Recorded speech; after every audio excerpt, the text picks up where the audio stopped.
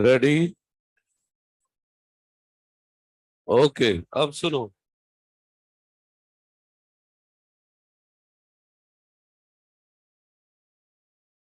भेड़िए हैं, भेड़िए।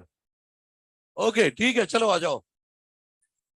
देखो भाई, पिछली क्लास में कहां तक पढ़ लिया वो देखो।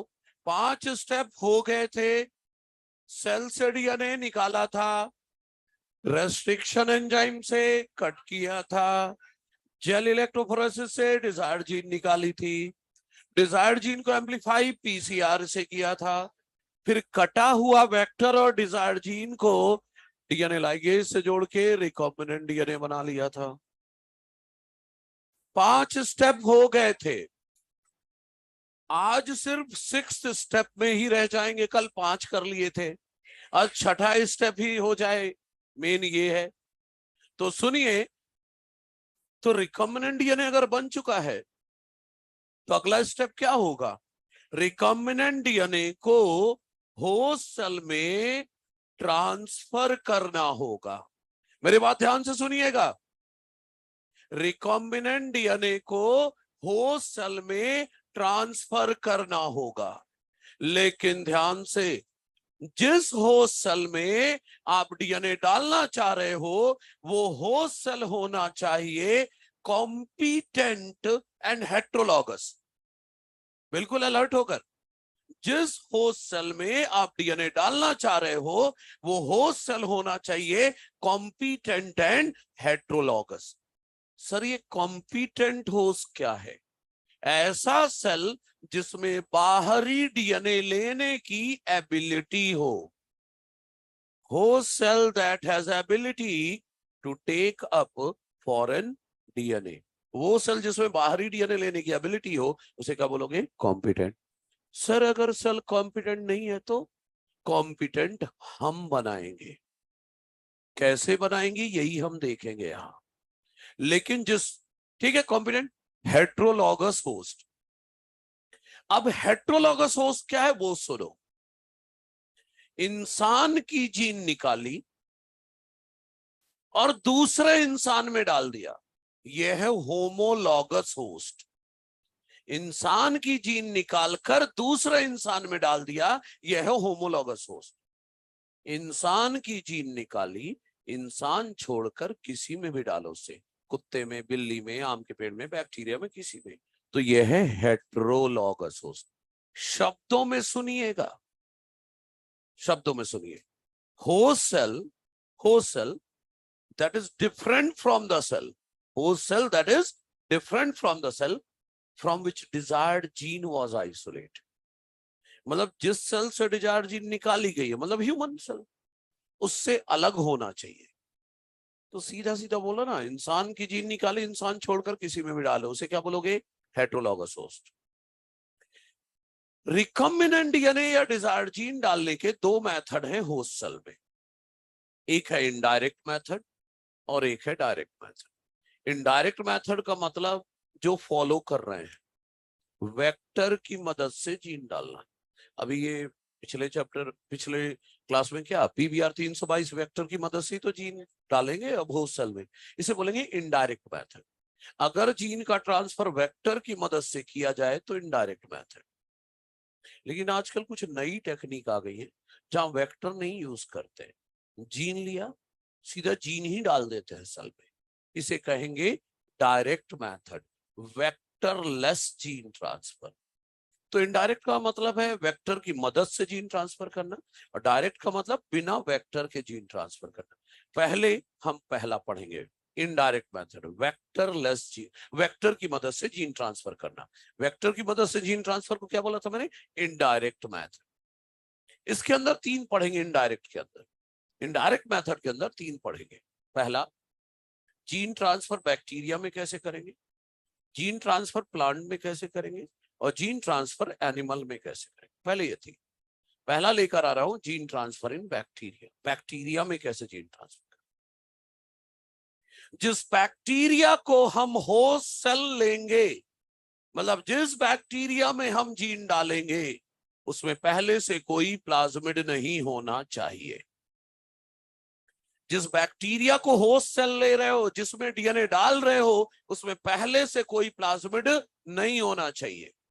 देखो, बैक्टीरिया में उसके न्यूक्लियोइड डीएनए में, बैक्टीरिया के न्यूक्लियोइड डीएनए में कभी भी एंटीबायोटिक रेजिस्टेंस जीन नहीं होता। बैक्टीरिया के न्यूक्लियोइड डीएनए में कभी भी एंटीबायोटिक रेजिस्टेंस जीन नहीं होता। एंटीबायोटिक रेजिस्टेंस जीन होता कहां है? सिर्फ प्लाज्मिड में।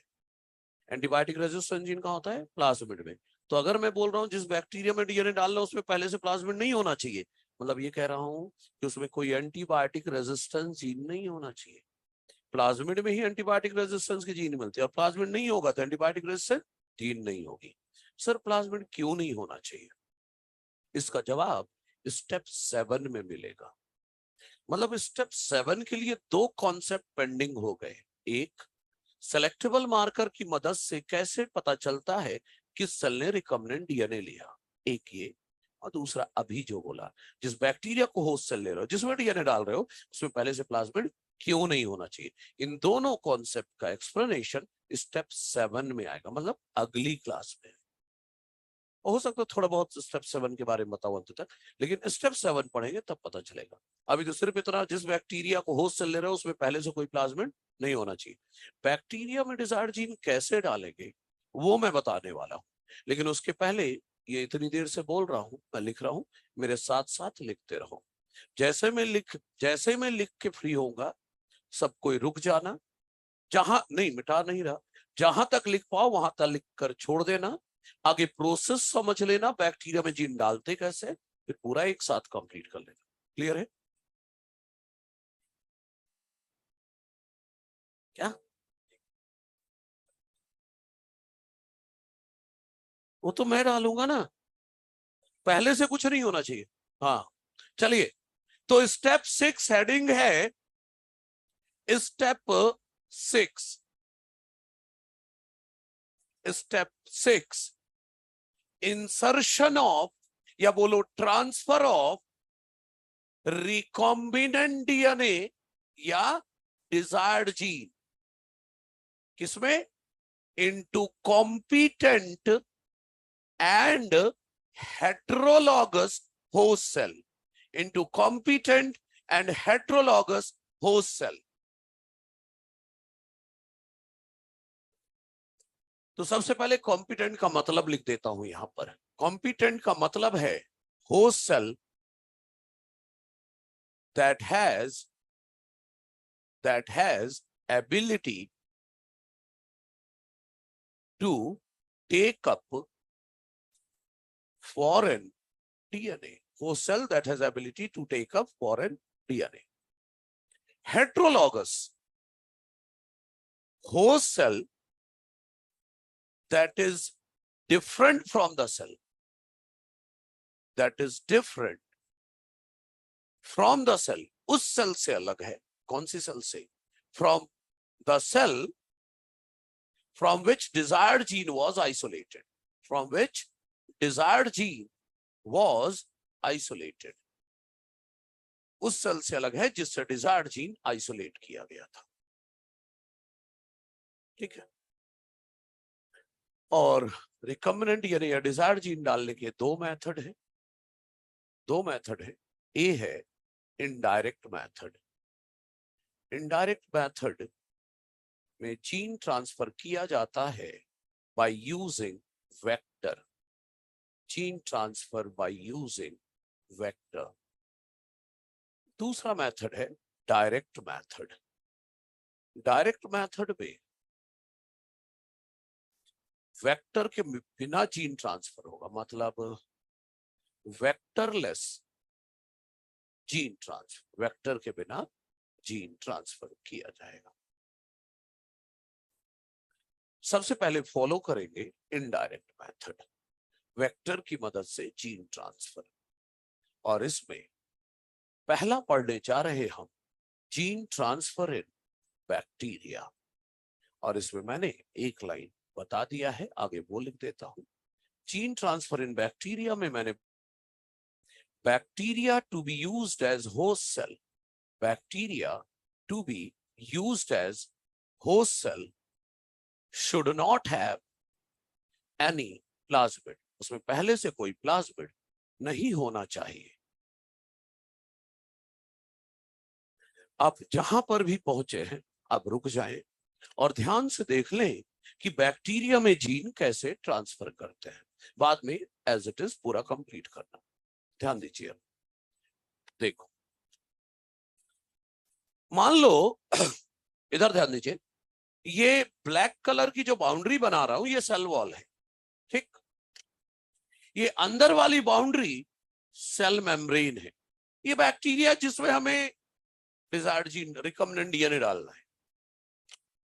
ये रहा वो रिकॉम्बिनेंट डीएनए जिसे हमने तैयार किया है, ये रिकॉम्बिनेंट डीएनए। इन दोनों को एक कंटेनर में रख दिया, तो ये क्या है, रिकॉम्बिनेंट डीएनए है, ये रिकॉम्बिनेंट डीएनए है। और ये क्या है, बैक्टीरिया है, ये बैक्टीरिया है जिसमें डीएनए डालना है। जा भाई डीएनए, बैक्टीरिया कॉम्पिटेंट ही नहीं है, वो डीएनए लेने को तैयार नहीं। इसलिए सबसे पहले यहां पर कैल्शियम आयन डालेंगे, एक्चुअली कैल्शियम क्लोराइड डालेंगे, CaCl2। तो जो कैल्शियम आयन है वो सेल वॉल में टेम्परेरी पोर क्रिएट कराएगा। कैल्शियम आयन क्या करेगा, सेल वॉल में टेम्परेरी पोर क्रिएट कराएगा। मतलब डीएनए को सेल वॉल पार कराने का जुगाड़ हो गया।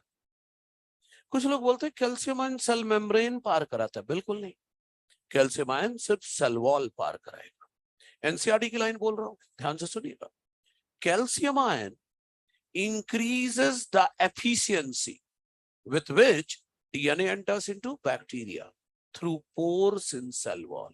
क्या कहा एनसीईआरटी ने, सेल वॉल में पोर के थ्रू पार कराए। तो कैल्शियम आयन सिर्फ सेल वॉल पार करा सकता है, सेल मेम्ब्रेन नहीं। लेकिन मेन बैरियर तो सेल मेम्ब्रेन ही है, क्योंकि डीएनए ओवरऑल हाइड्रोफिलिक है और सेल मेम्ब्रेन में लिपिड है जो कि हाइड्रोफोबिक है। तो मेन बैरियर तो अभी भी बाकी है पार करना, दैट इज सेल मेम्ब्रेन। बिल्कुल बताता हूं सेल मेम्ब्रेन कैसे पार कराया जाएगा, लेकिन आगे मैं एनसीईआरटी की लाइन लिख देता हूं कैल्शियम आयन के लिए। Calcium ion increases the efficiency, NCERT है, increases the efficiency with which DNA enters into bacteria, DNA enters into bacteria through pores in cell wall, through pores in cell wall। कोई दिक्कत तो नहीं है? अच्छा आइए देखिए, सेल वॉल पार कराने का तो जुगाड़ हो गया। अब ऐसा करो, इस कंटेनर को आइस में रख दो 0 डिग्री सेल्सियस पर। तो देखिए ये हरे रंग का एक जार बना रहा हूं, इसमें आइस भर दी है मैंने, ये क्रिस्टल जो दिख रहे हैं ये आइस है। तो आइस में रख दिया इसे 0 डिग्री सेल्सियस पर, ठीक, आइस पे रख दिया। अब आइस में रख थोड़ा देर रखा रहता, फिर अचानक से इसे 42 डिग्री पर रख दो, सडन इसको ट्रांसफर कर दो 42 डिग्री सेल्सियस पर, sudden transfer at 42 degree Celsius. तो चलो भाई ये तो कंटेनर है जिसमें ये ब्लैक कलर का तो सेल वॉल है जिसमें टेम्परेरी पोर बन भी चुका है, ये सेल मेम्ब्रेन है, और वो रिकॉम्बिनेंट डीएनए ये रहा, ये रिकॉम्बिनेंट डीएनए है, ठीक है, रिकॉम्बिनेंट डीएनए। अब इसको मैं 42 डिग्री पर रख रहा हूं। अब 42 डिग्री पर बर्फ थोड़ी रहेगा, वो तो पानी ही होगा वहां। तो 42 डिग्री पर रख रहा हूं इसको, एक जार में जिसमें वाटर रखा हुआ है, 42 डिग्री सेल्सियस पर वाटर पे रख दिया। तो बोला ये जाता है कि 42 डिग्री सेल्सियस के आसपास रखने पर सेल मेम्ब्रेन में भी टेम्परेरी पोर क्रिएट हो जाएगा। क्या क्रिएट हो जाएगा? टेम्परेरी पोर क्रिएट हो जाएगा। तो सेल वॉल पे पोर हो ही चुका था, सेल मेम्ब्रेन में भी हो गया पोर, डीएनए अंदर चला जाएगा। लेकिन एक बार में नहीं होगा ये, आपको 042 काफी देर तक देना होगा। मतलब आपने 0 दिया, 42 दिया, फिर 0 पर, मतलब ये चलते रहना चाहिए। सडन ट्रांसफर कर दो एट 0 डिग्री सेल्सियस। तो देखो कंटेनर में ये ब्लैक कलर की बाउंड्री थी सेल वॉल, जिसमें टेम्परेरी पोर हो ही चुका था। सेल मेम्ब्रेन में भी टेम्परेरी पोर हो ही चुका है। मौका पाते ही ये जो रिकॉम्बिनेंट डीएनए है वो सेल के अंदर चला गया। किसमें रख रखा है इस कंटेनर को? अभी इस ट्यूब को आपने आइस में 0 डिग्री सेल्सियस पर रख रखा है। तो ये जो 042 दे रहे हो ना, ये एक बार नहीं कई बार देना होगा, और इसी को कहते हैं हीट शॉक ट्रीटमेंट। मैंने बोला था पिछली क्लास में कि बैक्टीरिया को तड़पा तड़पा के बोलेंगे ले डीएनए ले, यही तो है।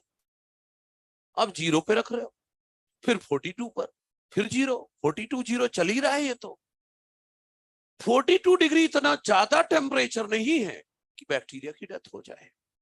तो एक पर्टिकुलर टेम्परेचर लिया है जिससे बैक्टीरिया को भी कोई नुकसान ना पहुंचे और डीएनए अंदर चला जाए। तो कोई पूछे हीट शॉक क्या है, तो पूरा प्रोसीजर याद करने की जरूरत नहीं है, बस इतना सा कि बैक्टीरिया को 042 0 में रखना, ये हीट शॉक ट्रीटमेंट है। अच्छा, दूसरी बात, माना यह जाता है, ध्यान दीजिएगा, माना यह जाता है कि जब 0 डिग्री सेल्सियस टेम्परेचर दिया जाता है तो ये प्लाज्मा मेम्ब्रेन का जो लिपिड है वो सॉलिड हो जाता होगा। 0 डिग्री पर प्लाज्मा मेम्ब्रेन का लिपिड सॉलिड हो जाता होगा। 42 डिग्री पर प्लाज्मा मेम्ब्रेन का लिपिड लिक्विड हो जाता होगा। फिर 0 डिग्री पर रखा तो फिर सॉलिड हो जाता होगा। मतलब मैं ये कह रहा हूं आप 042 0 देख रहे हो, और मैं क्या देख रहा हूं कि प्लाज्मा मेम्ब्रेन का लिपिड सॉलिड लिक्विड हुए जा रहा है। मतलब प्लाज्मा मेम्ब्रेन अभी अनस्टेबल है। अब प्लाज्मा मेम्ब्रेन अभी खुद ही अनस्टेबल है तो उसकी परमिएबिलिटी बिल्कुल जस्टिफाइड नहीं है। कौन जा रहा है कौन, वो उस पर उसका कोई कंट्रोल नहीं है। मैं क्या बोल रहा हूँ, 042 0 करके अब सेल मेम्ब्रेन की लिपिड को सॉलिड लिक्विड करा रहे हो, तो प्लाज्मा मेम्ब्रेन खुद अभी अनस्टेबल है, तो उसकी परमिएबिलिटी अभी डिस्टर्ब्ड है। तो मौका पाते ही डीएनए सेल के अंदर चला गया। सर ये पोर हो गए इनका, और जब हमें चोट लगती है तो घाव भर जाता है ना, तो ये सेल वॉल और सेल मेम्ब्रेन में जो स्पेस क्रिएट दिख रहा है आपको, ये रीजनरेट हो जाएगा बाद। तो डीएनए डालना था, बैक्टीरिया में चला गया। क्या याद रखना है, मतलब आप बहुत ज्यादा अंदर घुसकर नहीं पढ़ना चाहते तो क्या याद रखो कि कैल्शियम आयन सेल वॉल पार कराता है, और 042 0 इज हीट शॉक, ये सेल मेम्ब्रेन पार कराता है। बस इतने से आपका काम हो गया।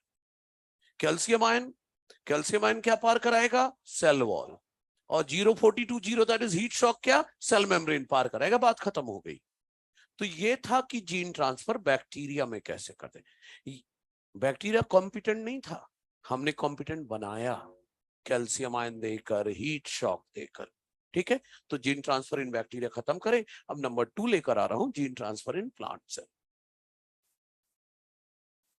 नहीं इतना बड़ा स्पेस थोड़ी ना है। ठीक है, कंप्लीट कर ले इसे थोड़ा जल्दी भाई। हाँ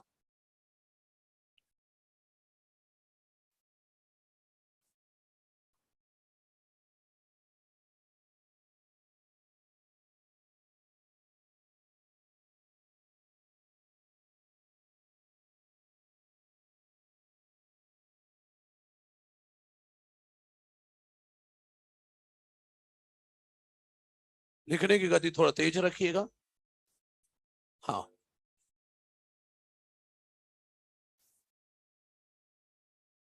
रीजनरेट हो जाएगा तुरंत थोड़ी देर में।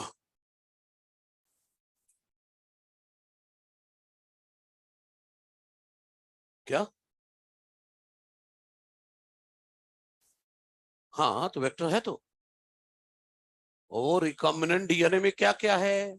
प्लाज्मिड है और डिजायर्ड जीन है, तो वही तो रिकॉम्बिनेंट डीएनए, वही तो वेक्टर था भाई, है ना? हाँ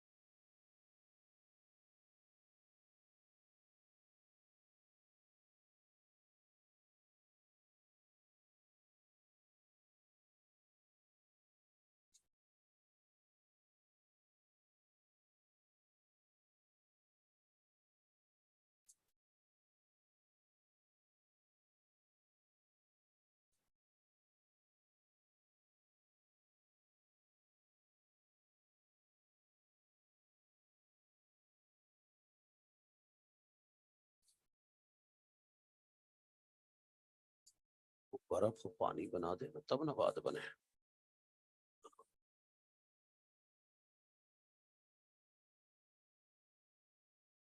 क्या मतलब? कोई एंटीबायोटिक रेजिस्टेंट जीन नहीं होनी चाहिए? क्यों नहीं होनी चाहिए? इसका जवाब स्टेप 7 देगा। अब स्टेप 6 चल रहा है, मतलब अगली क्लास में। स्टेप 7 होने के बाद आप ये पूरा चैप्टर एनसीईआरटी से पढ़ सकते हो, एक लाइन समझ में आएगी। क्या बोल रहे हैं? एक ही लाइन पढ़ेंगे बस, एक लाइन समझ में आएगी।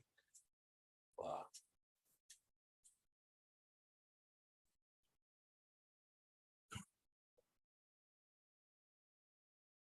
और कौन सी लाइन समझ में आएगी कि चैप्टर का नाम बायोटेक्नोलॉजी प्रिंसिपल्स एंड प्रोसेस है? अच्छा।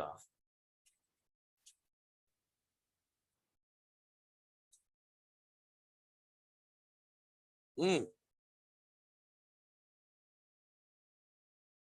स्टेप नंबर 7 जब आप देगा, अब स्टेप 6 चल रहा है।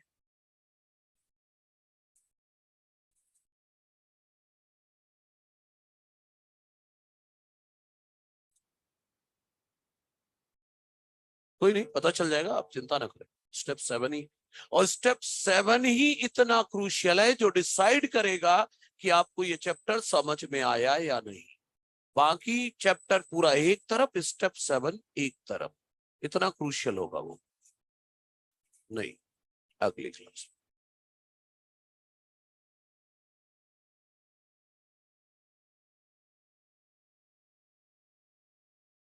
हाँ, अगर आधे घंटे एक्सटेंड कर दे तो 7 का ए हो जाएगा, 7 का बी नहीं होगा, ए जरूर हो जाएगा।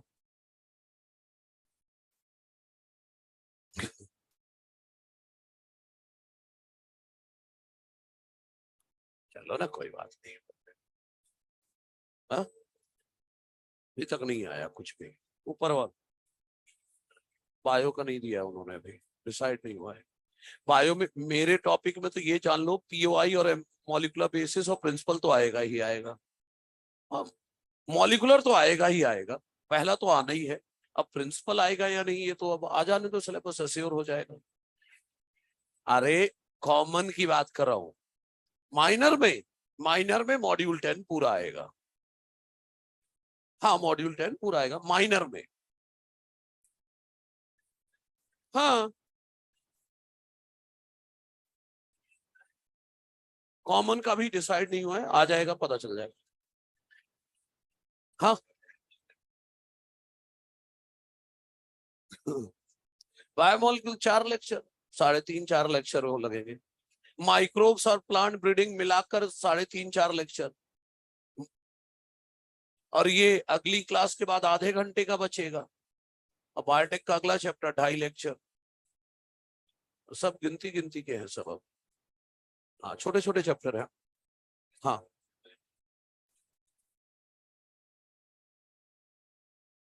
किसमें?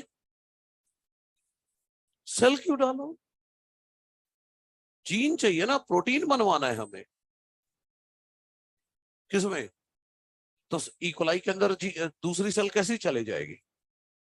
क्या? मल्टी सेलर में क्या डालो? कितनी सेल में डालोगे? ढेरों सारी सेल है। हाँ, हो सकता है। अच्छा, चलिए, अब देखने जा रहे हम gene transfer in plants. Plant cell में कैसे जीन ट्रांसफर हो। हाँ, डायग्राम खत्म करें। डायग्राम छोड़कर ये सारी चीजें हटा रहा हूं मैं। डायग्राम खत्म करें जल्दी।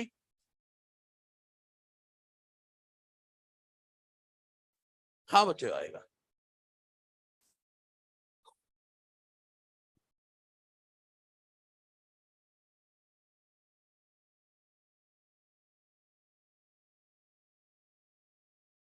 ओके, ये सब खत्म करें। और ये अभी 6 का ए में पहला पार्ट था, जीन ट्रांसफर इन बैक्टीरिया। अब आ रहा है जीन ट्रांसफर इन प्लांट।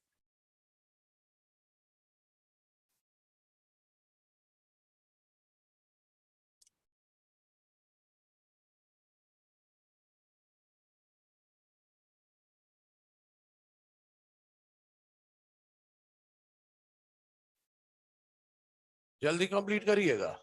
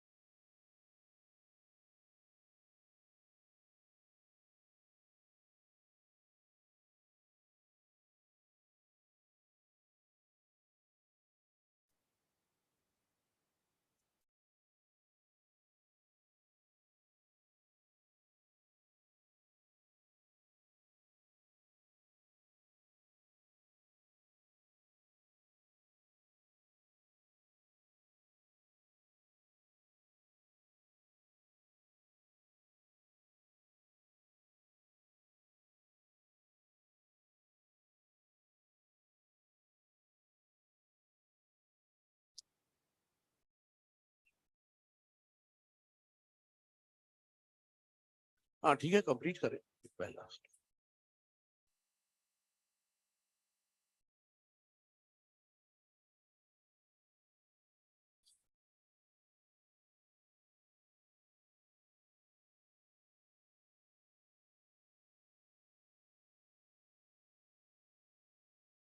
ठीक है, देखें, जीन ट्रांसफर इन प्लांट्स, ये थोड़ा लेंदी होगा आपके लिए, बहुत ध्यान से सुनिएगा। याद है मैंने जब पिछली क्लास में टीआई प्लाज्मिड और आरआई प्लाज्मिड का नाम लिया था, तो मैंने बोला था 1.5 टाइम्स बोर्ड भरूंगा, वो बताने जा रहा हूँ। अभी 0.5 कर रहा हूँ, फिर अगले राउंड 1 हो जाएगा, तो 1.5। अच्छा सुनिए, gene transfer in plant commonly use vector है Ti plasmid and Ri plasmid. पहले आरआई प्लाज्मिड की बात करता हूं। आरआई प्लाज्मिड का पूरा नाम है रूट इंड्यूसिंग प्लाज्मिड। इस आरआई प्लाज्मिड को निकाला जाता है बैक्टीरिया एग्रोबैक्टीरियम राइजोजीन से। और ये बैक्टीरिया करता क्या है? Cause hairy root disease in dicot plant. Sir, root बनाना बीमारी है। डाइकॉट प्लांट में टैप रूट सिस्टम होता है, तो अगर हेयरी रूट मतलब फाइब्रस जैसा रूट बनेगा, फिर तो प्लांट की ग्रोथ डेवलपमेंट प्रॉपर नहीं हो पाएगा। समझ रहे हैं? टैप रूट होता है ना डाइकॉट में, फाइब्रस जैसा रूट होगा तो ग्रोथ इफेक्ट होगी। तो ये वाली बीमारी तो ये है, इसको किनारे करो। मेन मुद्दा है हमारा टीआई प्लाज्मा। पूरा नाम है ट्यूमर इंड्यूसिंग प्लाज्मा। इसे आइसोलेट किया जाता है फ्रॉम बैक्टीरिया एग्रोबैक्टीरियम ट्यूमीफेसियंस से। ये बैक्टीरिया बीमारी फैलाता है क्राउन गाल डिजीज इन डाइकॉट प्लांट। ये केवल डाइकॉट को क्यों अटैक करते हैं ये भी बताऊंगा थोड़ी देर। अभी फिलहाल प्लांट में ट्यूमर को गाल कहते हैं। प्लांट में ट्यूमर को गाल कहते हैं। तो ये क्राउन गाल डिजीज कॉज करता है, मतलब ट्यूमर फॉर्मेशन करवाता है डाइकॉट प्लांट। एक लाइन और सुन लो आगे, एक लाइन और सुन लो इसके बारे में, फिर लिखना। देखो, ये एग्रोबैक्टीरियम है, ये डाइकॉट प्लांट के अंदर एंटर किया। ठीक है, डाइकॉट प्लांट के अंदर जब एंटर किया तो इसके पास खुद का क्या है? Ti plasmid. मान लो ये प्लांट सेल है, ये क्या है? Plant cell. जिस प्लांट में गया है ना, उस प्लांट का सेल है, ये प्लांट सेल है। तो ये क्या करता है? एग्रोबैक्टीरियम प्लांट के अंदर गया, डाइकॉट प्लांट के अंदर, और प्लांट के अंदर जाने के बाद ये प्लांट सेल का खुद का डीएनए है। ये प्लांट सेल का खुद का डीएनए है ये। ठीक है, एग्रोबैक्टीरियम जब प्लांट के अंदर जाता है तो इसका जो टीआई प्लाज्मिड है ना, उस टीआई प्लाज्मिड का एक सेगमेंट होता है, एक सेगमेंट होता है ये वाला, ये जिसे डार्क कर रहा हूं, इस सेगमेंट को कहते हैं टी डीएनए। टी का मतलब है ट्रांसफर, टी का मतलब है ट्रांसफर डीएनए। एग्रोबैक्टीरियम जब प्लांट के अंदर जाता है तो अपनी प्लाज्मिड का टी डीएनए पार्ट निकाल लेता है, काट के अलग कर लेता है यहां, और एक प्रोटीनीशियस ट्यूब की मदद से इस टी डीएनए पार्ट को प्लांट में डाल देता है। अब प्लांट में ले जाकर प्लांट के डीएनए से जुड़वा देता है। यहां क्या कर रहा है ये? Genetic engineering. इसीलिए इस बैक्टीरिया को नेचुरल जेनेटिक इंजीनियर कहा जाता है। हमने जेनेटिक इंजीनियरिंग बाद में सीखी है, ये नेचुरली जेनेटिक इंजीनियरिंग करता आया है। तो फिर से सुनिए एक बार, एग्रोबैक्टीरियम एग्रोबैक्टीरियम अपने टीआई प्लाज्मिड का टी डीएनए पोर्शन निकाल के किससे जुड़वा देता है? होस्ट प्लांट सेल के क्रोमोसोमल डीएनए से। इसलिए एग्रोबैक्टीरियम को क्या कहते हैं? Natural genetic engineer. सर ये कैसे हुआ, क्यों हुआ, ये सब मैं बताने वाला हूं अगले राउंड में पूरा बोर्ड भर के। अभी तो सिर्फ एक लाइन जो बोली वो लिख दे रहा हूं, ये लिख लो, फिर ये क्यों कैसे हुआ पूरा डिटेल में पढ़ते हैं, ठीक है? और इससे हमें क्या फायदा होने वाला है वो भी देखेंगे, ठीक है? कंप्लीट करें। यहां पर लिख देता हूं एक लाइन कि agrobacterium transfer TDNA portion of its TI plasmid. कहां ट्रांसफर कर देगा? Into chromosomal DNA of host plant cell, chromosomal DNA of host plant cell. So it is also called as, इसीलिए इस बैक्टीरिया को कहा जाता है नेचुरल जेनेटिक इंजीनियर। ठीक है, कंप्लीट करें इसको, फिर डिटेल में बात करते हैं टीआई प्लाज्मिड ये सब कैसे हो रहा है।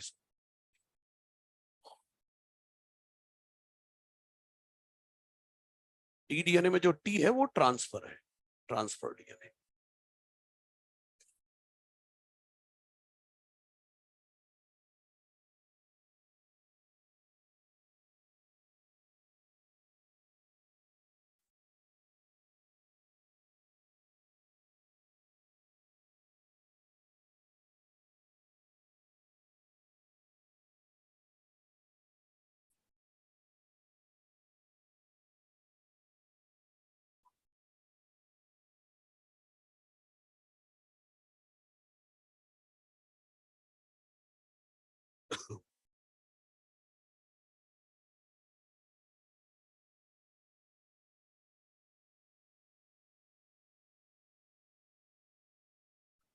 बैक्टीरिया को क्या फायदा होगा वो सब दिख जाएगा अभी थोड़ी देर में, इंतजार करो।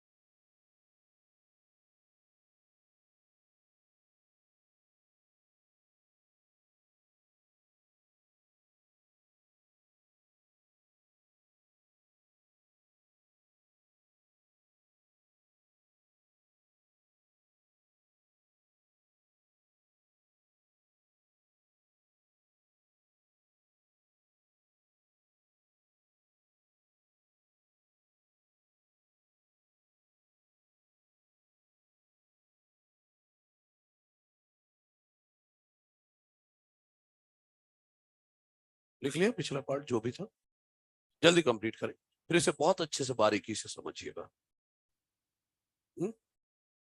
हाँ बना सकते, बोर्ड भरेगा पूरा तो देखते हैं। अभी तो समझना है, इसको समझना जरूरी है।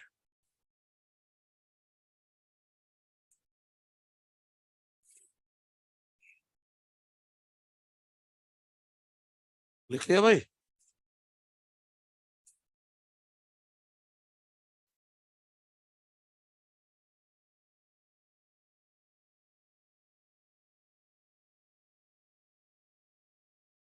ओके ठीक है, चलिए अब समझिए, स्टार्ट करें।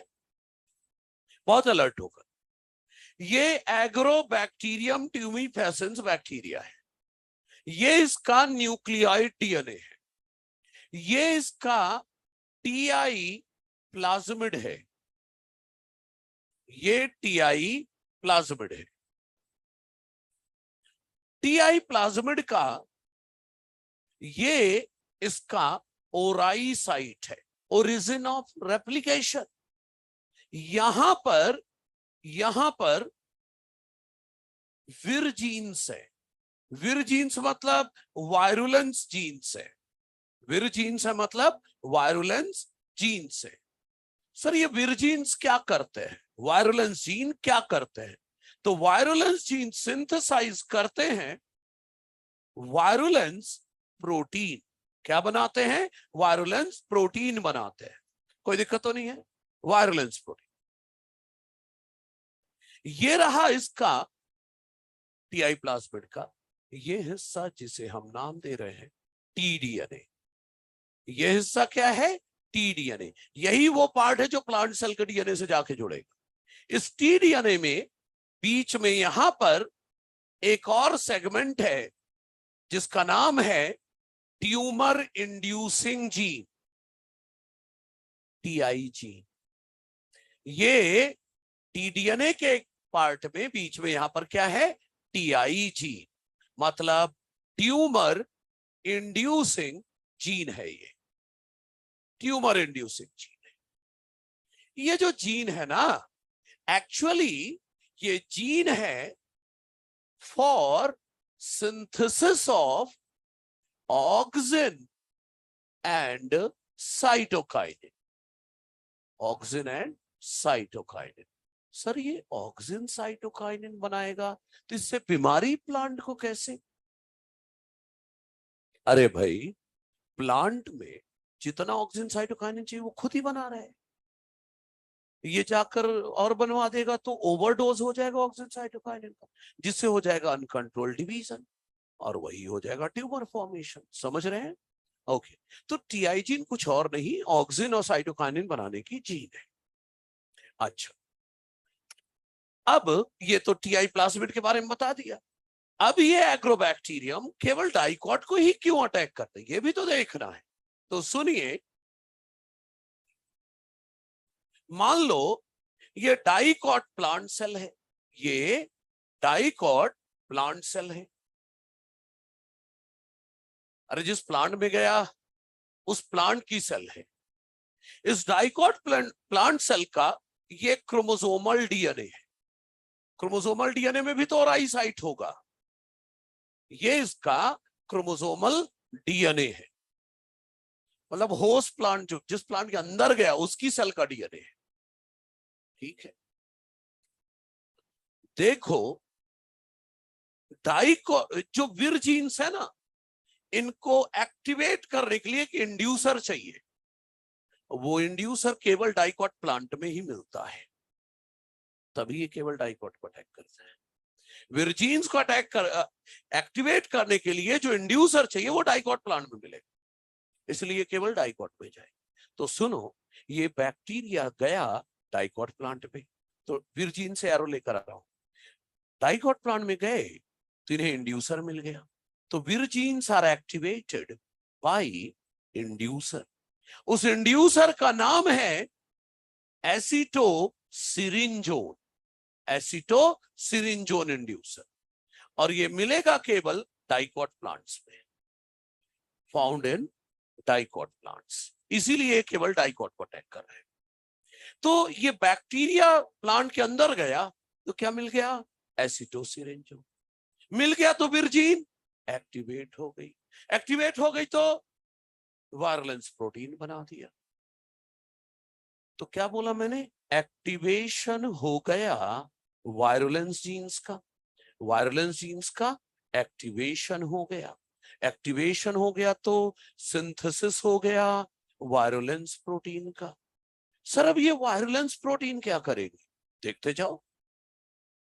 ये वायरलेंस प्रोटीन ही तो है जो इस टीआई प्लाज्मिड के टीडीएनए पार्ट को काट के यहां से अलग करेंगी। ये रहा टीडीएनए वाला पार्ट जिसमें बीच में टीआई जीन है, इस हिस्से को वायरलेंस प्रोटीन बना, उसने अलग कर दिया। फिर एक प्रोटीनीशियस चैनल के थ्रू, एक प्रोटीनीशियस चैनल के थ्रू इसे वायरलेंस प्रोटीन उठा ले गया प्लांट सेल, प्लांट सेल में पहुंचा दिया। अब प्लांट सेल में ले जाकर, टीआई जीन था बीच में, प्लांट सेल में ले जाकर इसको इस सेल के डीएनए से जुड़वा दिया। सब कौन कर रहा है, वायरलेंस प्रोटीन। तो वायरलेंस प्रोटीन क्या कर रहा है, यहां से टीडीएनए को अलग कर रहा है और प्रोटीनीशियस चैनल के थ्रू कहां ले गया, प्लांट सेल में, और प्लांट सेल के डीएनए से जुड़वा दिया। मतलब लिखूं यहां पर, क्या लिख दूं, टीडीएनए जो आया है, टीडीएनए जो आया है इंटीग्रेट कर जाएगा, इंटीग्रेट्स विथ क्रोमोसोमल डीएनए, इस प्लांट सेल के डीएनए से जुड़ जाएगा। अच्छा ठीक है, डायग्राम देखो भाई, ये इसका खुद का डीएनए था, ये इसका खुद का डीएनए था, यहां ओराई साइट थी, ये ऐसे बीच में आकर ये फिट हो गया, टीडीएनए आकर फिट हो गया। और टीडीएनए अकेले थोड़ी ना, साथ में बीच में टीआई जीन भी तो है, ये पूरा टीडीएनए आकर जुड़ गया, अलोंग विथ टीआई जीन जुड़ चुका है।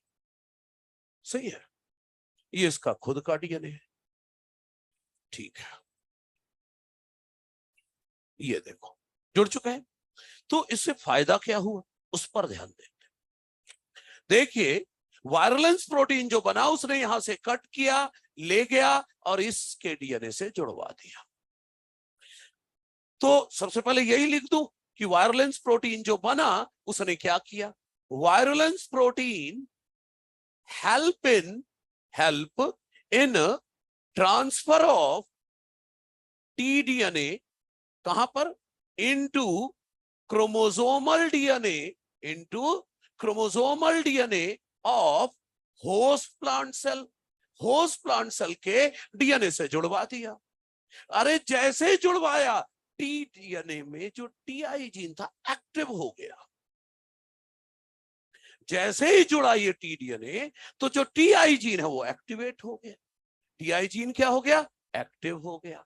एक्टिव हो गया तो ऑक्सिन साइटोकाइनिन बनने लगा। तो कुछ ऑक्सिन साइटोकाइनिन तो ये अपने काम में ले लेगा, थोड़ा बहुत इसके भी फायदा हो जाएगा, है ना, कुछ फायदा तो इसका भी, ऑक्सिन साइटोकाइनिन मिल जाएगा इसको। प्लस जो ओवरडोज हो गई ऑक्सिन साइटोकाइनिन की, जितनी ऑक्सिन साइटोकाइनिन चाहिए वो खुद बना रहा है अपने लिए प्लांट, ये एक्स्ट्रा मिल गया तो क्या हो जाएगा, अनकंट्रोल्ड डिवीजन, और हो जाएगा ट्यूमर फॉर्मेशन। और इस ट्यूमर फॉर्मेशन को ही तो हम कह रहे हैं क्राउन गाल डिजीज। देखो एग्रोबैक्टीरियम ने ये सारा झमेला अपने दम पर किया है, हमारा कोई रोल नहीं है। इसीलिए इसको क्या बोला, नेचुरल जेनेटिक इंजीनियर। एक बार दोबारा देखते हैं। एग्रोबैक्टीरियम डाइकॉट प्लांट के अंदर गया, इंड्यूसर मिल गया सिटोसिरिंजोन, तो विरजीन एक्टिवेट हो गई, बना दिया वायरलेंस प्रोटीन। वायरलेंस प्रोटीन इसे काट के हटाया और ले जाके इसके डीएनए से जुड़वा दिया। जुड़ गया तो टीआई जीन एक्टिव हो गया और उसी ने ट्यूमर बनवा दिया। समझ गए सर? तो ये तो नेचुरल बात थी। अब हम इसका फायदा कैसे उठाएं, अब उस पर बात करते हैं। फायदा ना होता तो हम पढ़ते ही क्यों। अच्छा सुनिए, हम एग्रोबैक्टीरियम से बोलेंगे कि तू अपना टीआई प्लाज्मिड दे दे, उससे प्लाज्मिड ले लिया, और बिना उसे बताए उसके टीआई प्लाज्मिड को लेने के बाद टीआई जीन को हटाकर उसकी जगह डिजायर्ड जीन डाल देंगे। मतलब बीमारी फैलाने वाली जीन छीन ली और उसकी जगह क्या डाल दिया, डिजायर्ड जीन। ऐसे प्लाज्मिड को मैं कहता हूं, सच प्लाज्मिड इज कॉल्ड क्या, डिसआर्म्ड प्लाज्मिड। क्या बोल रहा हूं, डिसआर्म। भाई उसका जो आर्म था, वेपन था बीमारी फैलाने वाला, वो आपने छीन लिया। तो बिना आर्म और वेपन वाला प्लाज्मिड बन गया ये। तो मैंने क्या बोला, बैक्टीरिया से प्लाज्मिड ले लिया, कुछ नहीं हटाया है, सिर्फ ये टीआई जीन जो था, टीडीएनए नहीं हटाया है, सिर्फ ये टीआई जीन हटाया है और उसकी जगह डिजायर्ड जीन डाल दी और एग्रोबैक्टीरियम को बोला ले अपना प्लाज्मिड, दोबारा दे दिया। लेकिन अब एग्रोबैक्टीरियम के पास ये जो टीआई प्लाज्मिड है उसमें टीआई जीन नहीं है, डिजायर्ड जीन है। अब इस बैक्टीरिया को बोलेंगे वो देख डाइकॉट प्लांट है, तो दौड़ पड़ा, एसिटोसिरिंजोन मिल गया, विरजिन एक्टिवेट हो गया, वायरलेंस प्रोटीन बन गई। वायरलेंस प्रोटीन ने इसे उठाया, उठा के यहां रख दिया, जुड़वा दिया। मतलब T-DNA along with desired gene plant के डीएनए से। पहले यहां पर जब जुड़ जाता था तो टीआई जीन एक्टिव होता था, अब डिजायर्ड जीन एक्टिव होगा तो डिजायर्ड प्रोडक्ट मिलने लगेगा या नहीं। ये हमारा काम है, समझ गए भाई। उससे बीमारी वाली जीन छीन ली प्लाज्मिड से और डिजायर्ड जीन डाल दी। और फिर जब ये अटैक करेगा तो जब टीडीएनए इससे जुड़ेगा तो अलोंग विथ डिजायर्ड जीन ही तो गया। तो डिजायर्ड जीन जैसे ही इससे जुड़ेगा इसके डीएनए से, टीआई जीन की जगह कौन एक्टिव होगा, डिजायर्ड जीन। और डिजायर्ड जीन ट्रांसक्रिप्शन ट्रांसलेशन करके डिजायर्ड प्रोडक्ट देगा, ये हम यूज करेंगे। अरे पिछली क्लास में मैंने बोला था, पिछले क्लास में, कि इंसान में जीन डालनी है, एनिमल में डालनी है तो रेट्रोवायरस यूज करेंगे। तो कुछ लोग ये सोच रहे रेट्रोवायरस इंसान में दोगे तो वो तो वैसे बीमार हो जाएगा। नहीं भाई, डिसआर्म करके रेट्रोवायरस यूज करेंगे, बीमारी वाली जीन छीन लेंगे रेट्रोवायरस से और उसकी जगह क्या डाल देंगे, डिजायर्ड, फिर यूज करेंगे रेट्रोवायरस। समझ में आई मेरी बात? ठीक है, ये gene transfer in plant complete करें, फिर पढ़ते हैं जीन ट्रांसफर इन एनिमल, वो छोटा सा है, कंप्लीट कर ले भाई।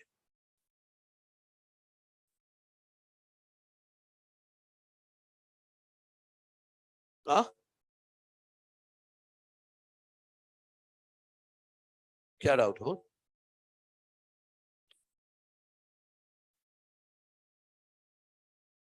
बोलना क्या डाउट है? अरे शर्माने की जरूरत नहीं है, पूछ सकता है।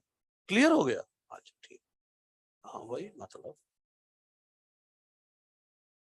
ठीक है चलो कंप्लीट कर लो।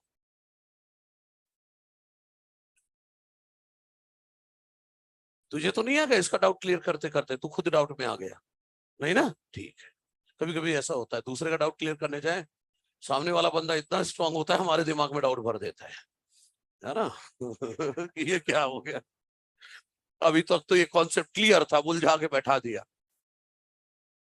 ठीक है जल्दी करिए।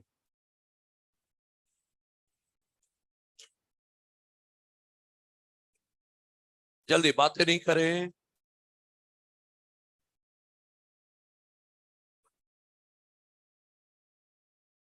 एग्जैक्ट 5 मिनट में हटा दूंगा मैं ये पूरा डायग्राम।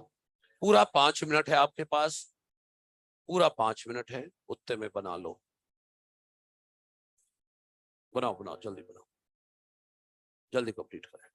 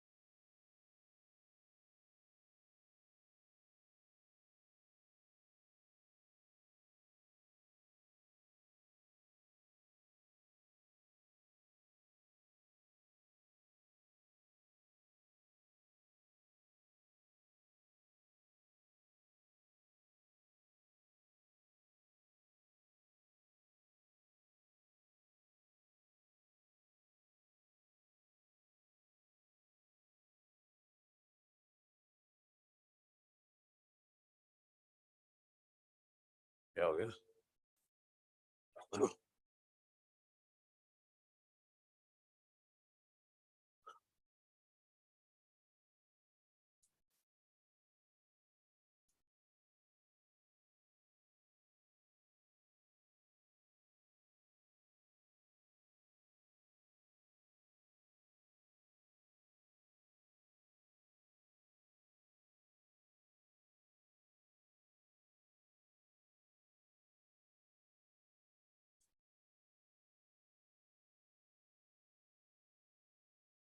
हाँ, कट करके एंजाइम से।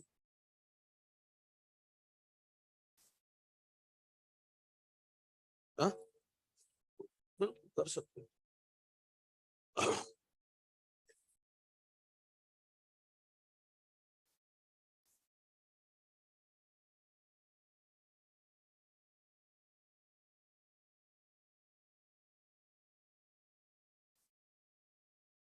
चलो भाई, जूम कर दिया।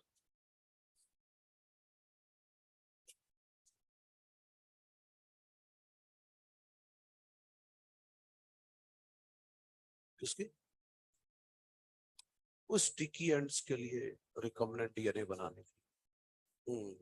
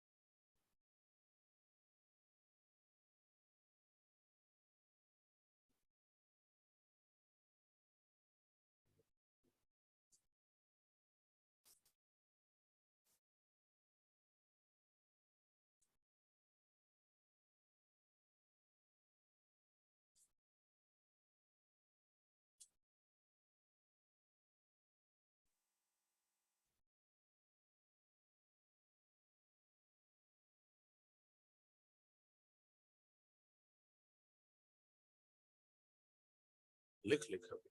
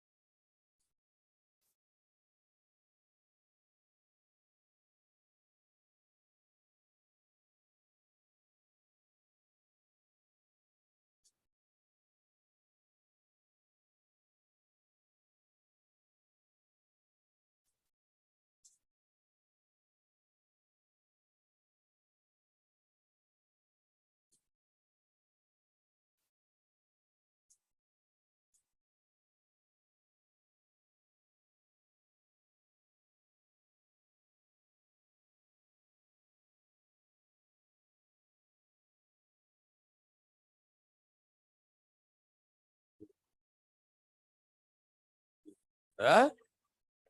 1 मिनट का इंतजार कर रहा हूँ। 5 मिनट हो चुके हैं, 1 मिनट और। 7:30 पर, 7:30 होते ही बिठाऊंगा, आप जल्दी करो।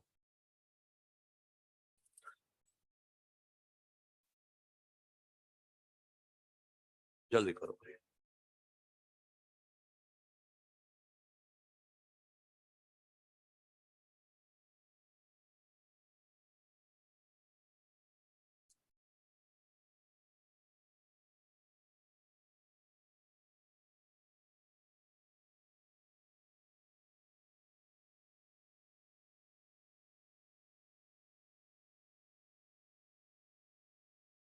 इंड्यूसर का नाम है एसिटोसिरिंजोन। विरजीन्स का इंड्यूसर है। केवल डाइकोट प्लांट में मिलेगा।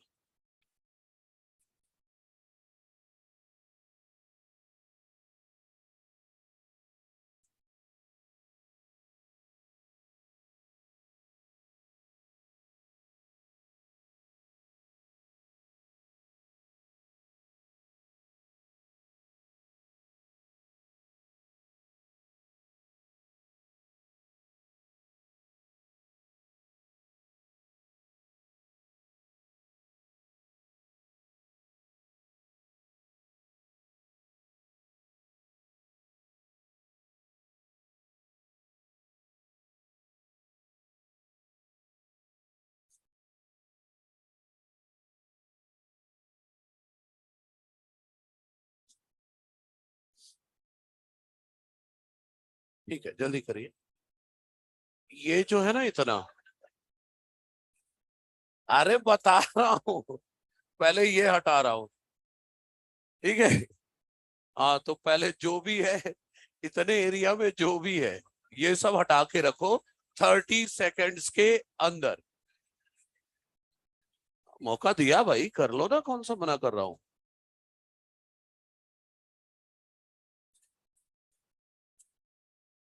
हाँ, लिखो लिखो, जल्दी लिखो। हाँ मुझे क्या,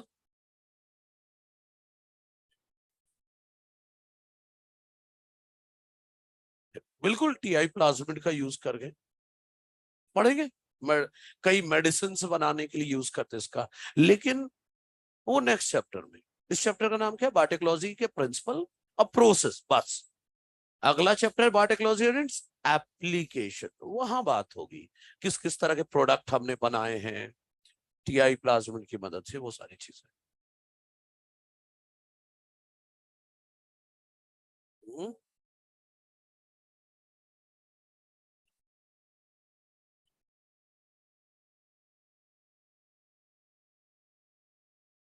तो तीसरा जो है वो है जीन ट्रांसफर इन एनिमल्स।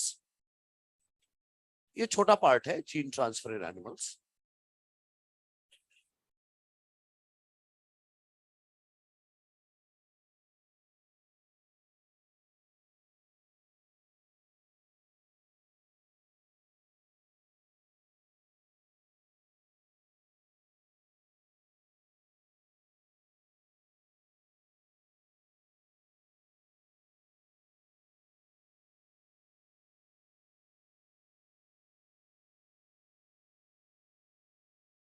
इतना ही बोला था मैंने मिटाने का, इतना ही मिटाया है।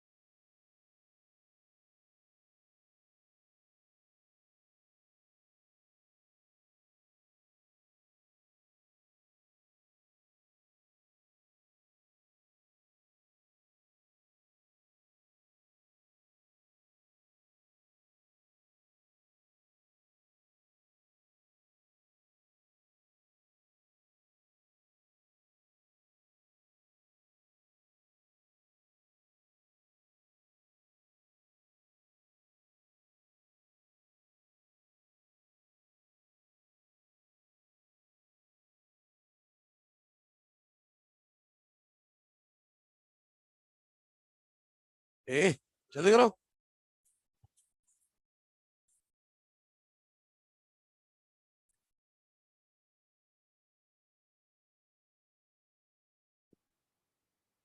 चुप हो जा।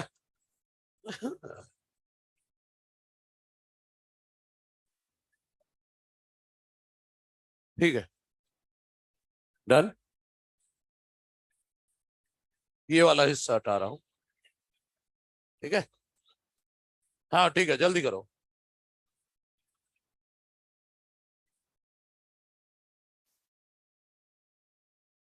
हाँ,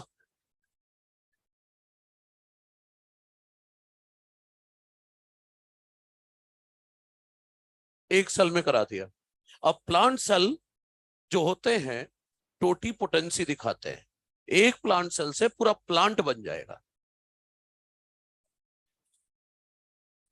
किस प्लांट की किसी भी एक लिविंग सेल में करा दे, ध्यान से।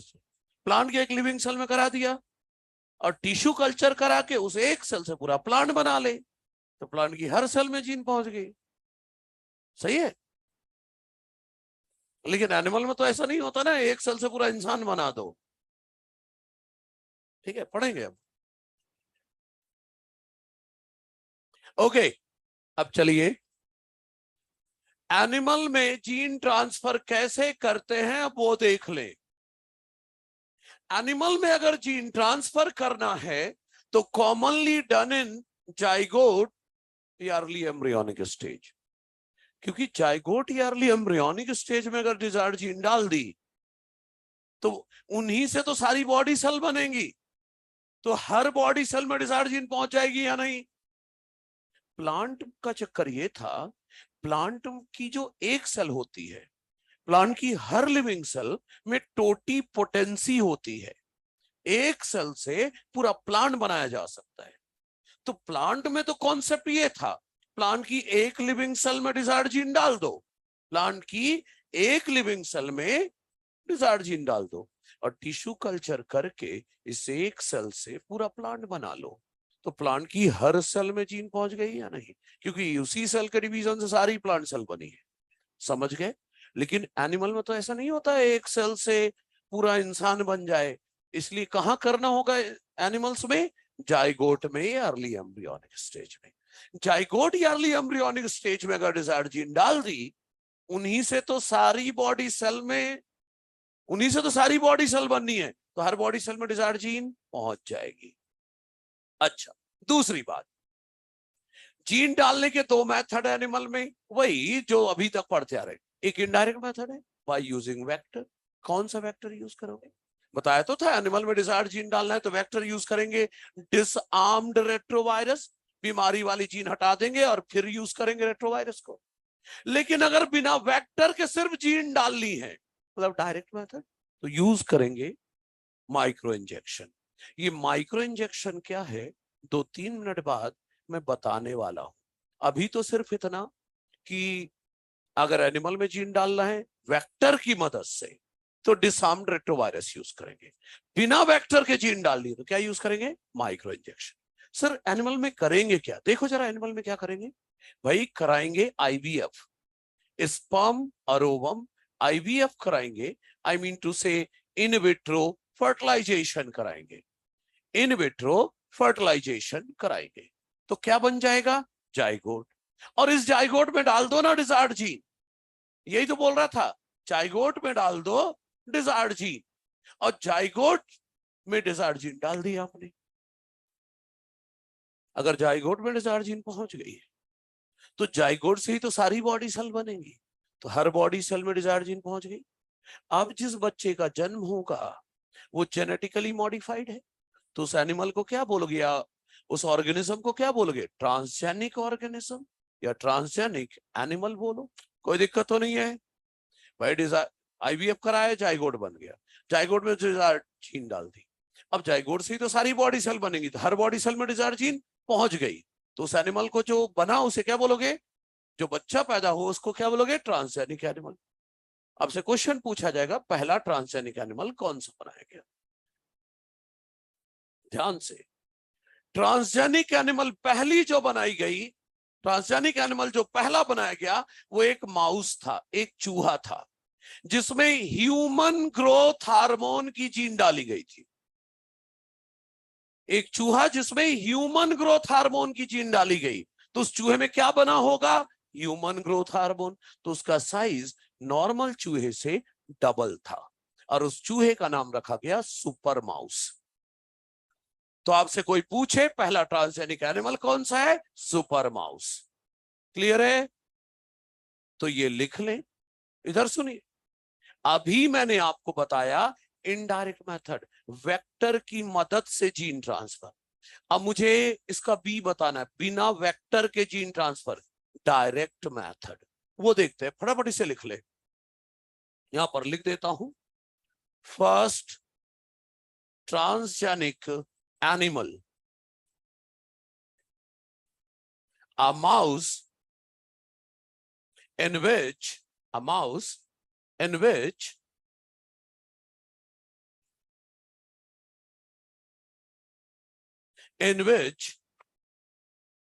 human growth hormone gene was transferred, in which human growth hormone gene was transferred, जिससे इस चूहे का साइज बढ़ गया और इस चूहे का नाम रखा गया सुपर माउस। तो आपको क्या याद रखना है? पहला ट्रांसजेनिक एनिमल कौन सा था? Super mouse. अभी तक 6 का ए चल रहा था, इनडायरेक्ट मेथड ना। अब 6 का बी चलेगा, डायरेक्ट मेथड। मतलब बिना वेक्टर के जीन ट्रांसफर करेंगे।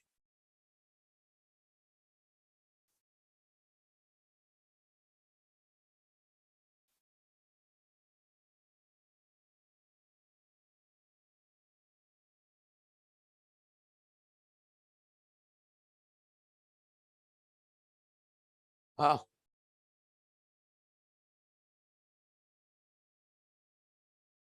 अगर डिसआर्म्ड रेट्रोवायरस की मदद से जीन डाला है तो इनडायरेक्ट मेथड है, लेकिन अगर माइक्रो इंजेक्शन से डाला है तो डायरेक्ट मेथड है। ठीक है। हाँ,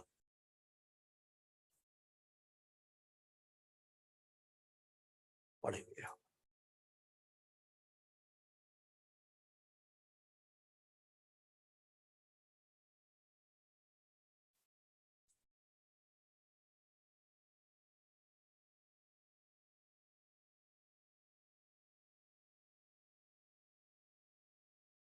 हाँ, बिल्कुल जाएगा। अगर एक्चुअली क्या होता है, ये जो ऑर्गेनिज्म हम बनाते हैं ना, एक्सपेरिमेंटल लेवल के लिए बनाते हैं।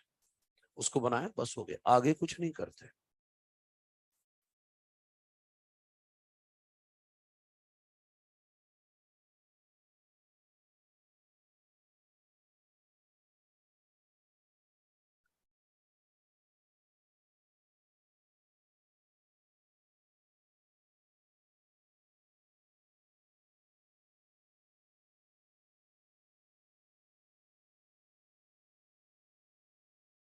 हाँ,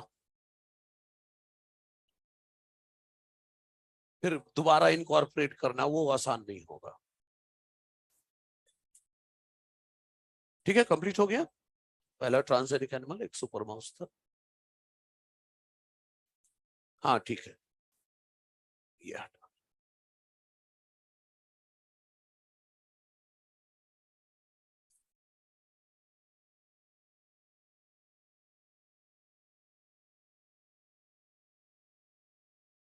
डायरेक्ट मेथड छोटा सा है, ये देख लेते हैं।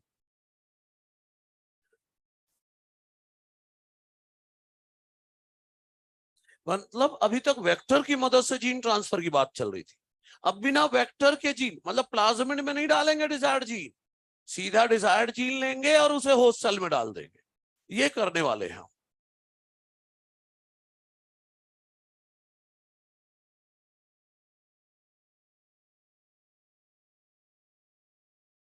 ओके, ठीक है। हाँ भाई, इधर आओ, देखो। डायरेक्ट मेथड,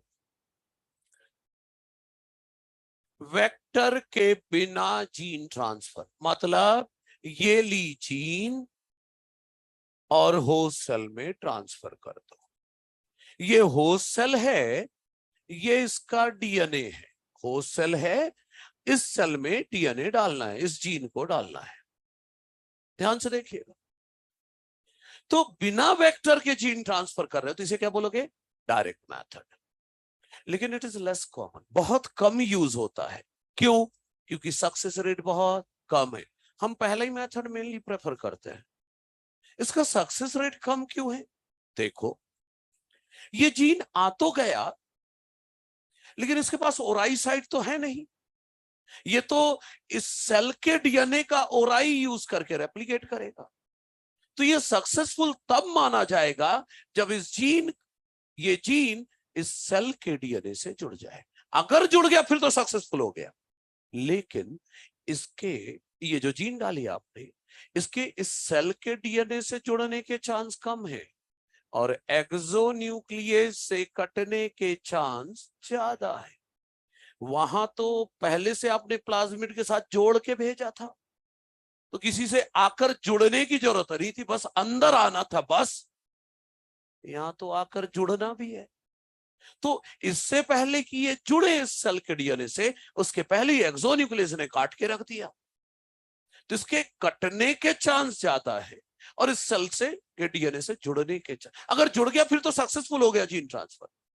लेकिन जुड़ने के चांस कम है, कटने के चांस एक्सोन्यूक्लियस से ज्यादा है। इसीलिए बोला सक्सेस रेट कम है, इसलिए इसे हम कम यूज करते हैं। क्लियर है? और एक चीज और, ओ इधर, केवल जीन डालने से काम नहीं चलेगा। इस जीन में अगर जीन डाल भी दो ना, तो वहां जाके ट्रांसक्रिप्शन ट्रांसलेशन नहीं करेगा।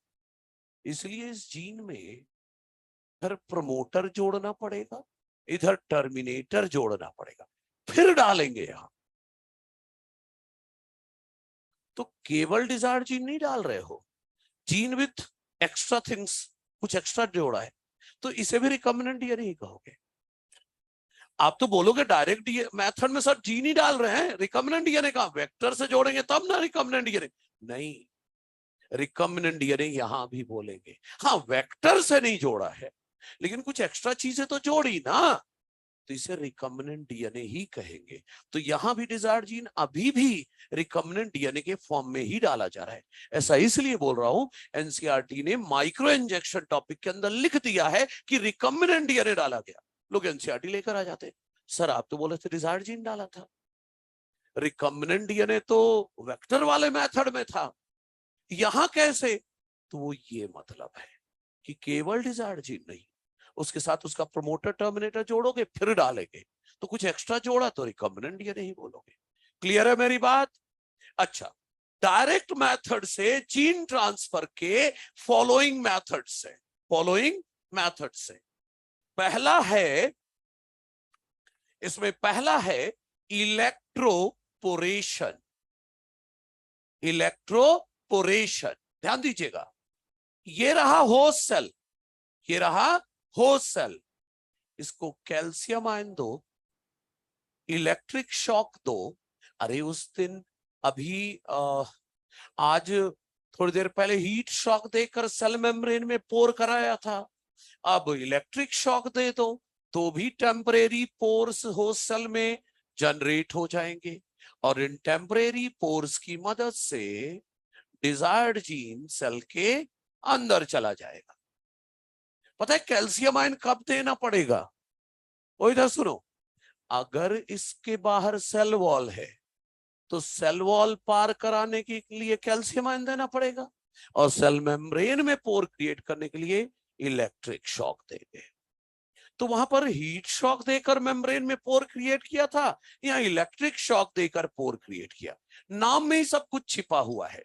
इलेक्ट्रिक शॉक देकर पोर क्रिएट करना सेल मेम्ब्रेन में, ताकि डिजायर्ड जीन अंदर चला जाए। ये इतना ही है बस। क्लियर है? दूसरा मेथड है माइक्रो इंजेक्शन। ये जो माइक्रो इंजेक्शन है ना, दिस मेथड इज, अभी तो एनिमल के लिए बताया था ना, is best for animal cells. Mainly ये एनिमल सेल के लिए ही किया जाता है, बट मे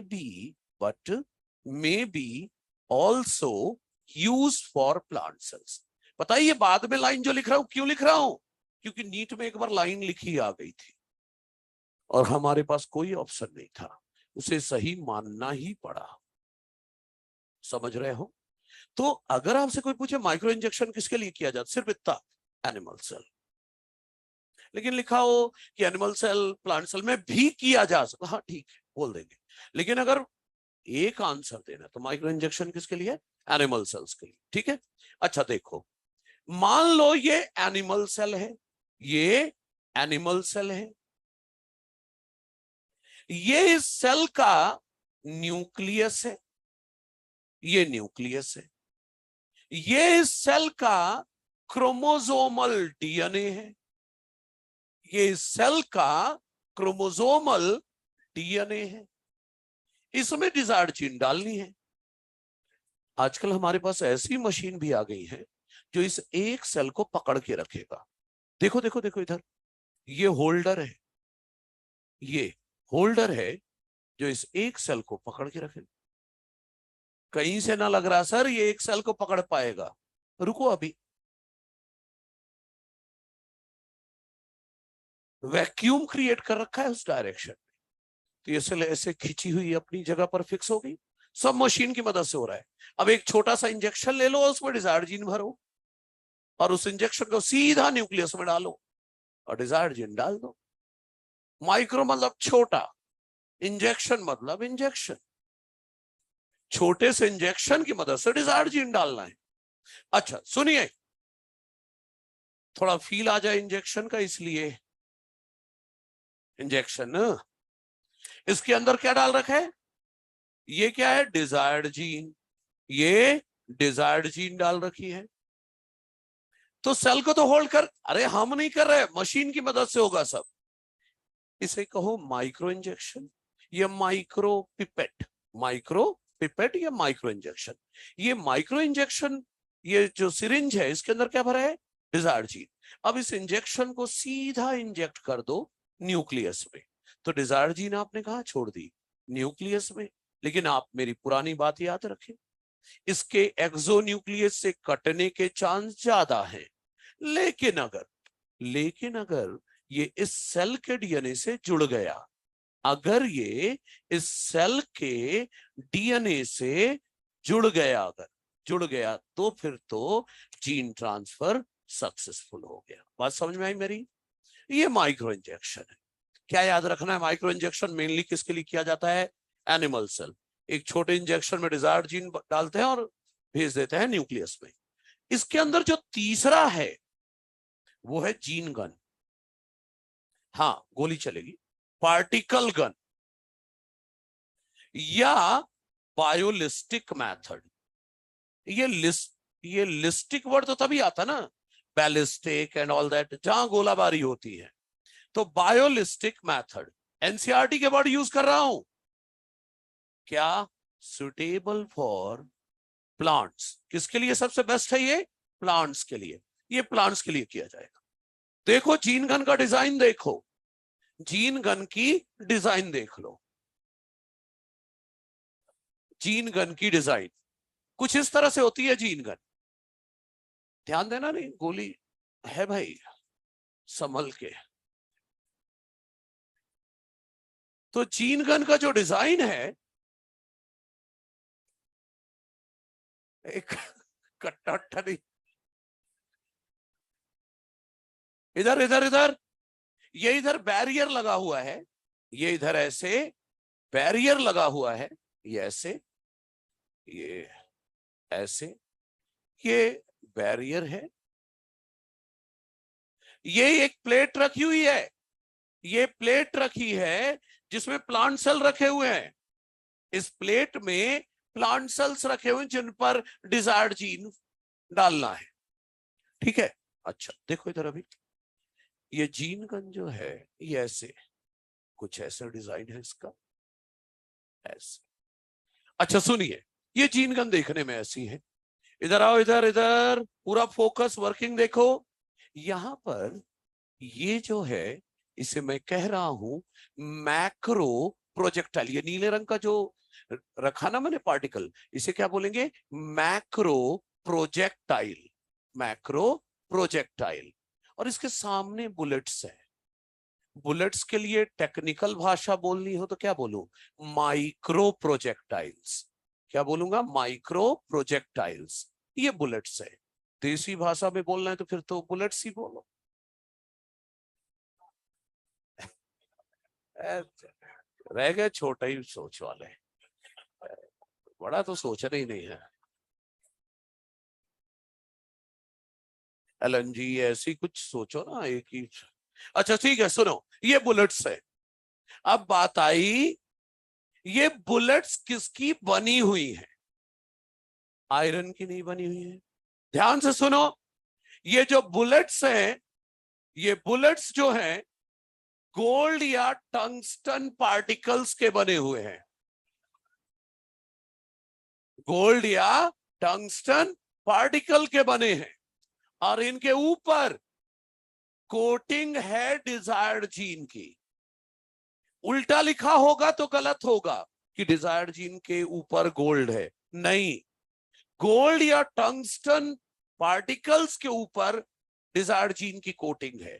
तो मैं लिख दे रहा हूं, गोल्ड या tungsten particles coated with foreign DNA, या बोलो डिजायर्ड जीन।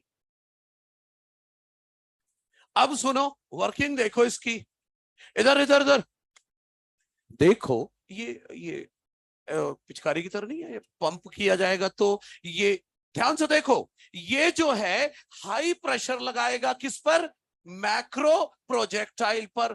तो मैक्रो प्रोजेक्टाइल बनाने का काम बाद में समझो।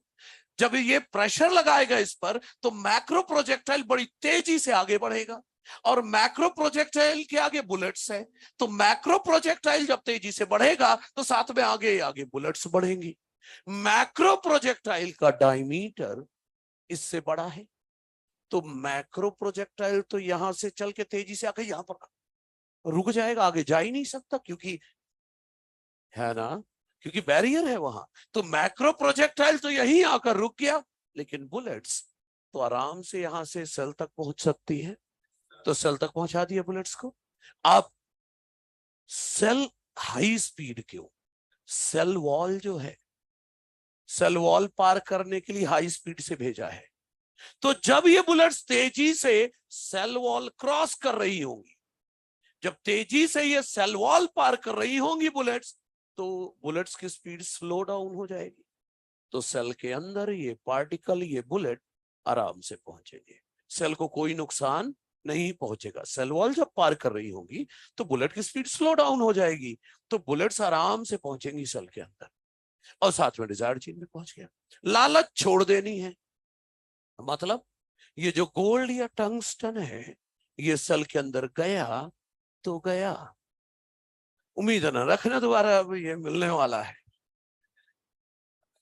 अरे सर तो फिर लोहे का बनाओ, सस्ता भी पड़ेगा। सुनिए ध्यान से, अगर आयरन की बुलेट बनाऊंगा तो आयरन इज रिएक्टिव, सेल के तरह तरह के कंपोनेंट से रिएक्ट करेगा और सेल ही मर जाएगा।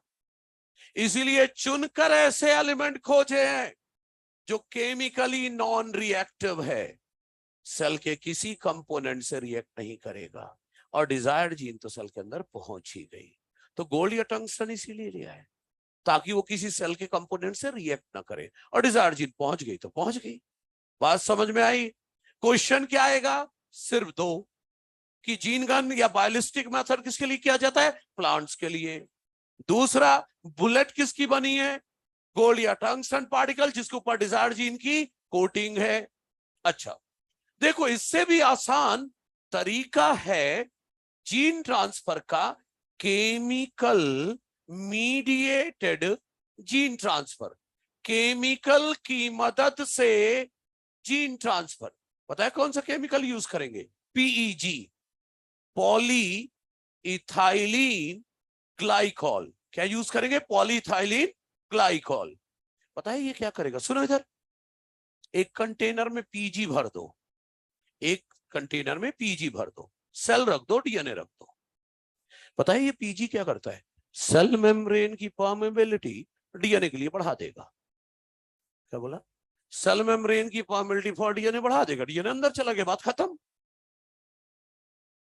कहां गोलाबारी और ये सब, समझ गए? तो लिखो PG increases, PG increases the permeability of cell membrane, increases the permeability of cell membrane, किसके लिए बढ़ाएगा? For DNA. सही है, डीएनए अंदर चला जाएगा, इतना ही सा तो है।